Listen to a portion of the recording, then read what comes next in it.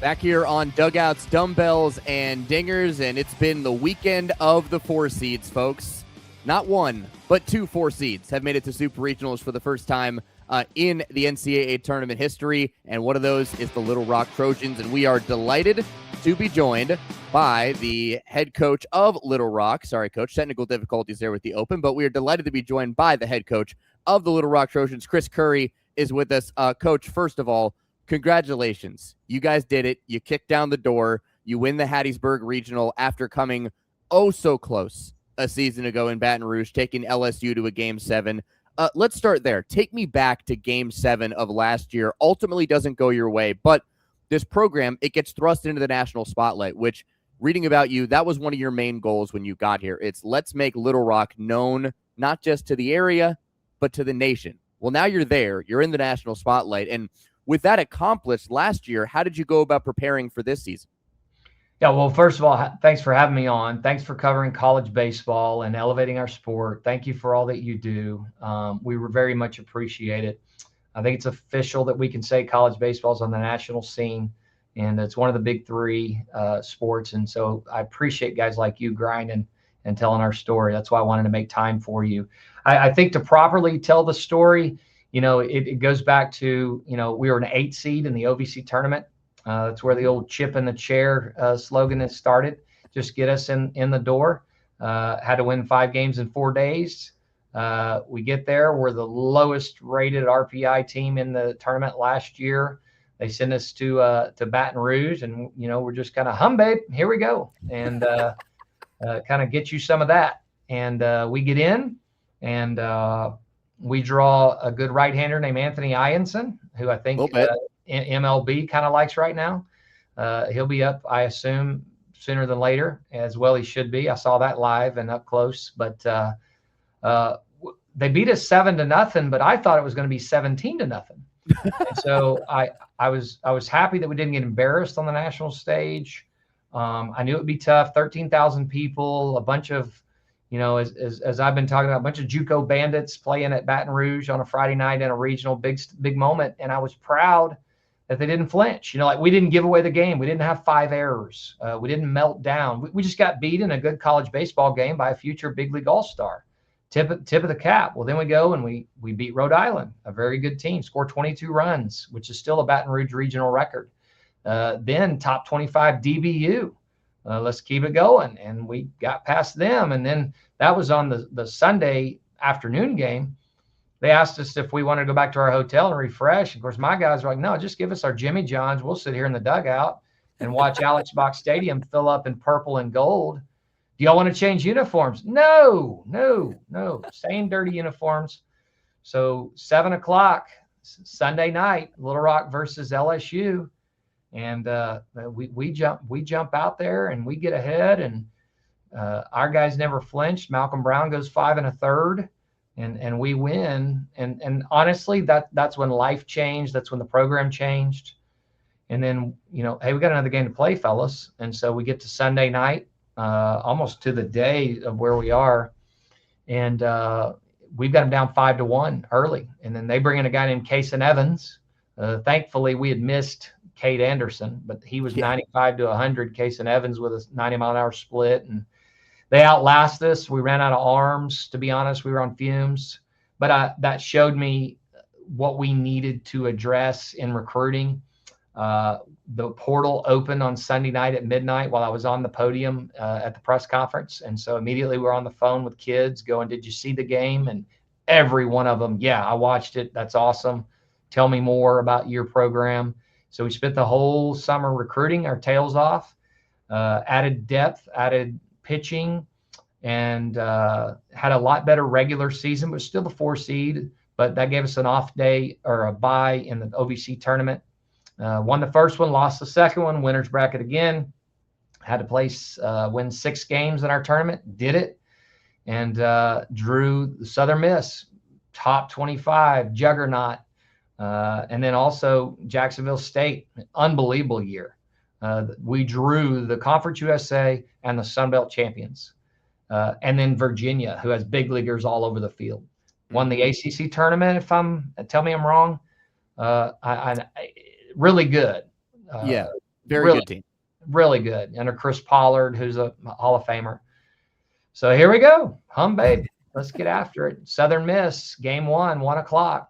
You know, the admin down there said, "Now, Coach, we need to tell you, stadium seats 6,000, but we sold 10,000 tickets. Don't tell him." I said, "Well, I can tell." So they're on top of us, you know, and they're passionate. And they were, hey, you can look at it on social media. They were lining up at gates at like 7 a.m. Got past Southern Miss somehow, some way. Winners bracket, uncharted territory. Thankful we're not playing back against the wall. And Jacksonville State, unbelievable team. Coach Beezer, so much respect. Got past them, start looking around and going, Little Rock's 2-0 in the winners bracket. We got to be beaten twice. And so, you know, we could have started looking down and getting nervous and going, hey, let's don't mess this up. But our guys never flinched. And so that's a long answer to the reason we won this regional is because we drew on the experience from Baton Rouge. And so it was a year in the making. Yeah, certainly was a year in the making. When you take a look back and you go like, okay, you think about last year, then you mentioned winning the OVC, 6 wins in 5 days. Then you travel to Hattiesburg and you go 3-0 in a raucous Pete Taylor Park. Like, it's been a wild, not just 2 weeks, but a wild year. Have you even had a second to just sit down and breathe and take in what you have done with this program? No. And I want to allow myself. It's a fault. I really move ahead to the next thing. And my AD, he's been trying to tell, hey man, you need to enjoy this. You know, my wife, you need to enjoy. And I said, hey, that's what. Well, I won't say July because we'll be recruiting. That's what November, December is for. I say that's the baseball coach's summertime is November, December. I'll sit back and go, how in the world did we do that? But you just feel not a burden, a responsibility to just milk every ounce that we can out of this, to strike while the iron's hot, to elevate the program as high and push it as high as it'll go. And this is hard to do. I mean, regionals are hard. Look around the country. I saw a graphic. I think none of the 8 teams that were in Omaha last year are in. No disrespect. Gone. I mean, read off that roster: LSU, UCLA, Coastal, Oregon State. Come on, those are Arizona. Yeah. Oh my gosh. I mean, and so that just shows how hard it is in college baseball to get to this point. And so we don't take that for granted. We're so excited, but we've got to capitalize on it.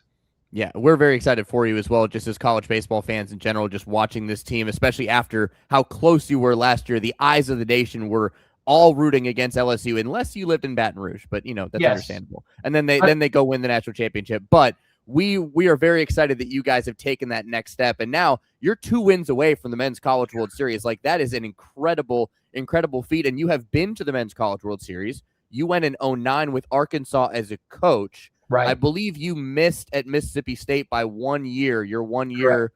You missed by 1 year, but you've been there as a coach. So you've experienced this.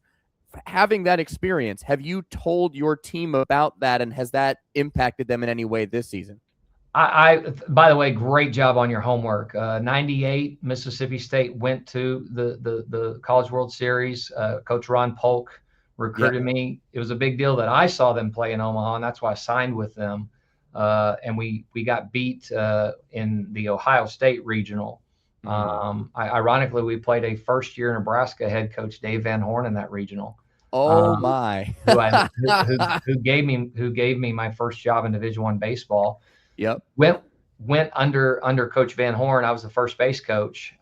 You can still YouTube Brett Eibner's home run against Virginia, and I'm the one that high fives him around first base. But LSU won it that year, and that's who gave us our 2 losses. And so I got to see it and experience it. And there's a lot of things that go on in Omaha, potential distractions and opportunities, and it's a lot, Omaha, and you got to see it. And went to 2 supers, obviously the Tallahassee Supers, who we came through to go to Omaha. The next year we got beat out by Mike Leake and that crew, Pat Murphy, Arizona State, Devin Marrero. And so I've seen it, but I haven't said Omaha or talked Omaha with my team. I haven't. because kind of another mantra has been 1-0. When we get in these tournaments and we get down and they tell us, oh, now you got to win 6 games, oh, you got to win 5 games. That's too much mentally to wrap your brain around. And so I've tried to reel it back in and say, hey, how about today we just go 1-0? You're in a regional, man, 3 wins from a super. No, let's just go 1-0. And that's what it'll be Friday at 4:00 at Troy. Is, hey guys, let's just go 1-0 today. This is a 3-game series. We played 15 of these. We need to win on Friday. That's how you win a 3-game series. You need to win on Friday, and then we'll play tomorrow. And if it doesn't go our way, that's why we call Championship Sunday, because championships of college baseball are won on Sunday. And we do that in the inter squads. 1:00 Sunday afternoon inter squad, Championship Sunday. Get used to winning and playing well on Sunday. And so no Omaha talk yet in the Little Rock locker room, but these guys are smart. They've gotten famous on social media. They're being inundated with media attention and all that, and they should. They've earned it. So I don't need to be the one that's saying, Omaha, you guys are 18 innings away from Omaha. They don't need to be told that. They know that. Yeah, they know it. And it's great that you talk about Ron Polk, like he was able to recruit you because you watched Mississippi State go to the College World Series. Well, and you're getting guys like Jordy Lopez and Blake Simpson who watched you guys last year. And Jordy even said after the regional win, he goes, I remember watching them in Baton Rouge last year and going, that's where I want to go. Right. I want to help that team. And now he's there. He plays a pivotal part in you guys winning the regional. It's a great full circle moment. You had a great quote before this tournament began. At the start of the weekend, you said, people are calling us dangerous. We're not dangerous. We're lethal. Yeah. You're not just dangerous. You're lethal. There's no stage too big. And then after the regional, you doubled down and you said, now we're super lethal. Yeah. What made you feel that way about this team? Well, let me provide some context on the lethal, which has gotten a life of its own. So let's be crystal clear that was not ever intended at any one team. Oh, no. And I hope that as that word's being thrown around, that everyone understands that wasn't a comment about our opponent. It was a comment about us. Mm-hmm. And I think all baseball coaches have a little edge to us. I'm a Navy SEAL kind of nerd. I think those guys are a lot tougher and better than we are. I mean, we play baseball. They fight for our country on the side of a hill with somebody coming after them. But those guys talk about being lethal versus dangerous. To me, when I heard, the national media say, now watch out for that Little Rock team, they're dangerous. Well, what I heard was, they can beat you, but if you steer clear or go around them, it's kind of like a barking dog on a corner. Just keep your distance and you'll be okay. And I just kind of, in my mind, it escaped my mouth before ever. I said, no. We're not just dangerous. We're lethal. We'll pop you. We'll get you. And I was talking to my team when I wanted them to see it and hear it. You guys are lethal. You guys can beat anybody. And dangerous, what I heard was, and I'm sure it wasn't meant this way, but yeah, they'll play a good game. It'll be close, but you'll be able to get past them. And I just kind of took that personally and no, you're not going to be able to get past Little Rock. And I'm proud to say now that we proved that out. You certainly did. Nobody got past you in the Hattiesburg Regional. 7-4 win over Southern Miss, 8-6, and then 6-3 over Jacksonville State. And I think one of the great things about this regional is you look back at game 1. You're down in the 9th, come back to win. Blake Simpson, dagger home run. Your bullpen's nails. Game 2, different guy. Nico Baumbach, massive 8th inning knock. Then your freshman closer, Tag Andrews, gets the final 5 outs. Game 3, once again, key 8th inning hit, Nolan Freund. And then Brody Bunting comes in, 3 1/3, 3 Ks, and shuts it down. So it's not just you steer clear of one guy on this Little Rock team. You have so many different pieces that can deliver at any given moment, and they all did throughout this weekend just to show that. I want to go to Brody because I read something about the fact that he wasn't even pitching for you guys the last month of the year. He walks into your office and says, Coach, I want to help this team. How can I help? And all you told him was, be patient, wait for your moment. So how did he earn that moment on Sunday? Well, Brody is electric. I mean, it's a 90-94 with an 85-86 slider, but he was just struggling. He wasn't throwing it over the plate. And Brody had a really good outing in the 25 conference tournament, and Brody had a really good outing in the 25 regional at Baton Rouge. So it's in there. But senior year wasn't going his way. We bolstered our pitching staff. Innings were hard to find on our team because of, like you said, Tag Andrews and Isaac Avenue and Gage Haley and Josh Beasley. Those guys were nails out of the pen. He was frustrated, and that's okay. I don't want players to not want to pitch and be good with it. But what I love is he came in my office on an off day the right way. He didn't say, I'm leaving, I'm getting the portal, I'm the victim, you're hosing me. He said, hey, I just want to let you know I'm working. And what do you need me to do to get out there? And I said, man, I see you working. I need you to stay ready. Well, my good friend, Andy Sawyers at SEMO, they were getting after us pretty good on the last weekend, as they won 39 games, by the way. Mm-hmm. And their RPI was in the 50s.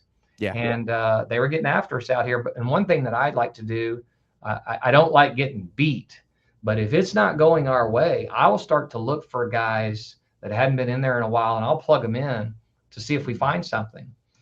I plugged Brody Bunting in to pitch against SEMO when the game was very well in hand their way, and Brody was lights out. And I remember telling our pitching coach, Evan Lee, I said, I know today is no fun, we're getting beat, but we may have just found something right here in Brody. That looked like the Brody we know. Fast forward to the OVC, and I think it's game 3. We go to Brody, maybe game 4, and all he does is give us 8 innings and doubles his inning total from the entire year, basically, and propels us forward to, the semis. And, of course, now, Brody, you have our attention. We were waiting to play that card until the regional, and we didn't know because we had to get beat twice. Do we save Brody for the if necessary game? Or if we get a lead late, do we go all chips in and put Brody in and go after it? And I said, you know what? We're going to play for today. We're going to shoot our shot. We're staring at a championship. Let's go for it. And I was going all chips in. I had Brandon Westmoreland, my Friday guy. He's got a chance to be a top 10 rounder. I had Tag Andrews. They were tossing down in the pen if it didn't go good. And Jacksonville State, to their credit, loaded the bases and had the tying run at the plate or the go-ahead run. But we kept going with Brody. He took us home. But that's a good story for young players to hear. It's not always about checking out and leaving when you don't pitch as much as you want. Maybe you need to just buckle down, work a little harder, and wait for your turn, and then be ready for your moment. And he was. Yeah, I think your team just really embodies embracing adversity, not getting overcome by it, but embracing it and using it as fuel to put themselves in a better spot for when the time comes to be able to execute, because then you have Brody with the bases loaded and you're not pulling him out. You believe in him and he feels that confidence in you. And I think that really showed with him being able to fill that out. Coach, I know you have to run very shortly, so want to just play you out with a special memory. You brought this up, so we're going to bring it back. We're going to bring you the iconic home run that you talked about here, the Brett Eibner homer from when you were in the Men's College World Series. So, folks, take a look at first base. Let's watch Coach slap this guy's hand at first base. Here we go. The 1-1 swung on, skied into left. That ball's hit pretty well. They may not show it to me, but I know I slapped him. We'll see. He just passed. You missed you. But I know it. And that was a great moment. A great Chuck Barrett on the call. Ironically, against Virginia, we saw in a regional. That was Brian O'Connor, Denny Holtzen on that team. But I'm in the background there, and he had just slapped my hand because that was a bomb. Yeah, it was. It sure was. But I'll draw on that experience. Hey, I appreciate you having me. Thank you for all that you guys do for college baseball. And anytime you want to chat, let me know. Thank you, Coach. I appreciate it. Good luck this weekend against Troy. I know it's been a while since you've played those guys, 4 years, but you're plenty familiar. You've played them 46 times. So we'll see how this one goes over the weekend, and we are certainly rooting for the Little Rock Trojans. I know it's Trojan and Trojan, but we're Little Rock fans here on Dugouts, Dumbbells, and Dingers. So good luck to you, and enjoy the weekend, and hopefully we see Little Rock storm into Omaha here after the weekend. Thank you. Normally I say go Trojans. This week it's go Little Rock. So that's thanks right. Again. Yeah, exactly right. Thanks, Coach. We'll talk next week. All right.